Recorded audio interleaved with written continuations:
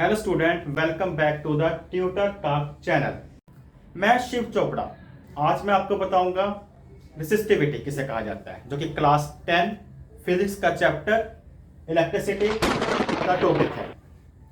Resistivity एक तरह से ability to resist electric current होता है, जो कि करंट को रेसिस्ट करने का काम करती है, और ये एक तरह से कंडक्टर की प्रॉपर्टी होती है।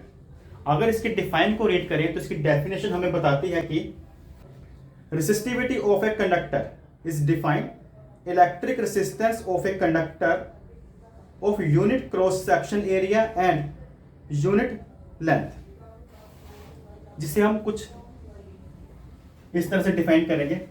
मान लीजिए ये कंडक्टर है जिसकी लेंथ 1 यूनिट है और एरिया ऑफ क्रॉस सेक्शन भी 1 यूनिट है, 1 मीटर स्क्वायर है।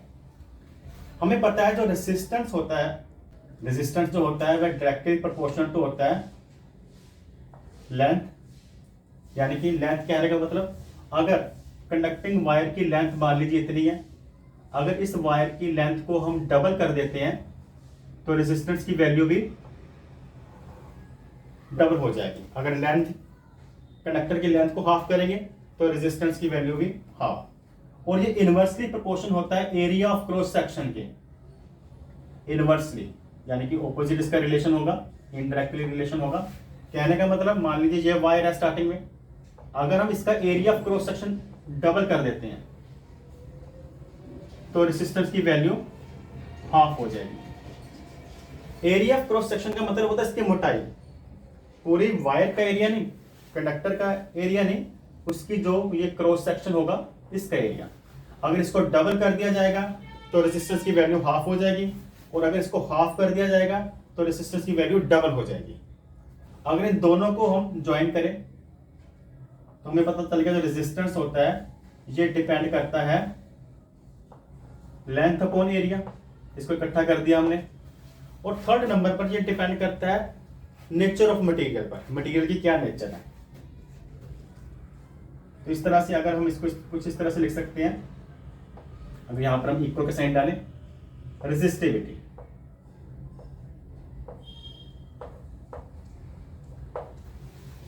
रेसिस्टिविटी को ग्रीक लेटर रो से, ये कुछ पी की स्टाइल का होता है, कुछ इस तरह का ग्रीक लेटर में लिखा जाता है रो, जिसे बोला जाता है। तो रेजिस्टेंस इक्वल टू है directly proportion to length, inversely proportion to area of cross section, और डिपेंड करता है नेचर ऑफ मटेरियल पर।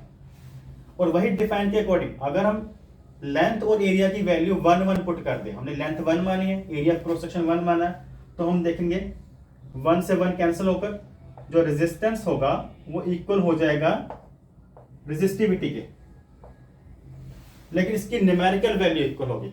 वैसे ये इक्वल नहीं होगा क्योंकि इनका एसआई यूनिट अलग अलग होता है। जो रेजिस्टेंस होता है उसका एसआई यूनिट ओम होता है, और जो रेसिस्टिविटी है उसका एसआई यूनिट है ओम मीटर। अब इसके एसआई यूनिट को हम इसके फॉर्मूले से ड्राइव करते हैं। पहले रेसिस्टिविटी का फॉर्मूला लिखते हैं। अगर हम रेसिस्टिविटी का एसआई यूनिट निकालें तो क्या करेंगे, इसका पहले रेसिस्टिविटी का फॉर्मूला तैयार करेंगे, एरिया ऊपर लेंथ नीचे। तो रेसिस्टिविटी का फॉर्मूला बन जाएगा R A अपॉन L। अब यहां पर रेजिस्टेंस का फॉर्मूला हमें पता है, रेजिस्टेंस का एसआई यूनिट हमें पता है ओम, एरिया का एसआई यूनिट क्या होता है मीटर स्क्वायर, रेजिस्टेंस का एसआई यूनिट होता है ओम, एरिया का एसआई यूनिट होता है मीटर स्क्वायर, और लेंथ का मीटर। तो मीटर स्क्वायर से मीटर कैंसिल, स्क्वायर कैंसिल हो गया, तो एसआई यूनिट इस तरह से इसका आता है ओम मीटर। तो कुछ बातें इसमें ध्यान में रखनी होंगी रेजिस्टिविटी का पॉइंट अच्छी तरह से क्लियर करने के लिए। रेजिस्टिविटी को क्या कहा जाता है? Resistivity is also known as specific resistance. इसे स्पेसिफिक रेजिस्टेंस भी कहते हैं जब इसकी न्यूमेरिकल वैल्यू इक्वल होती है।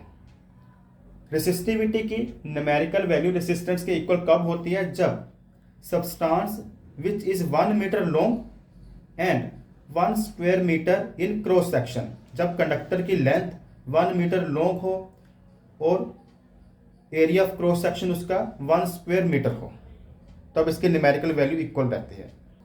सेकंड बात हमने ये याद रखनी है, resistivity of substance does not depend on its length और थिकनेस। जो रेसिस्टिविटी होती है सब्सटेंस की, वह सब्सटेंस की लेंथ और उसकी थिकनेस, उसके एरिया ऑफ क्रॉस सेक्शन पर डिपेंड नहीं करती। It depends on the nature of the substance and temperature. ये किस पे डिपेंड करती है? सब्सटेंस के नेचर पर और उसके टेम्परेचर पर। जबकि जो रेजिस्टेंस है वह लेंथ ऑफ कंडक्टर और एरिया ऑफ क्रॉस सेक्शन पर डिपेंड करता है और नेचर ऑफ मटेरियल पर। इस पिक्चर में हमें resistivity of some common substance given है जो कि टेम्परेचर 20 डिग्री सेल्सियस पर है। सबसे पहले लो रेसिस्टिविटी से नीचे की तरफ आते हुए हाई रेसिस्टिविटी की वैल्यू गिवन है। जो गुड कंडक्टर ऑफ इलेक्ट्रिसिटी है उनकी लो रेसिस्टिविटी है, और जो पुअर कंडक्टर ऑफ इलेक्ट्रिसिटी है उनकी हाई रेसिस्टिविटी है। तो इस लिस्ट में सबसे पहले नंबर पर सिल्वर आता है जिसकी सबसे कम रेसिस्टिविटी की वैल्यू है। तो silver metal is the best conductor of electricity.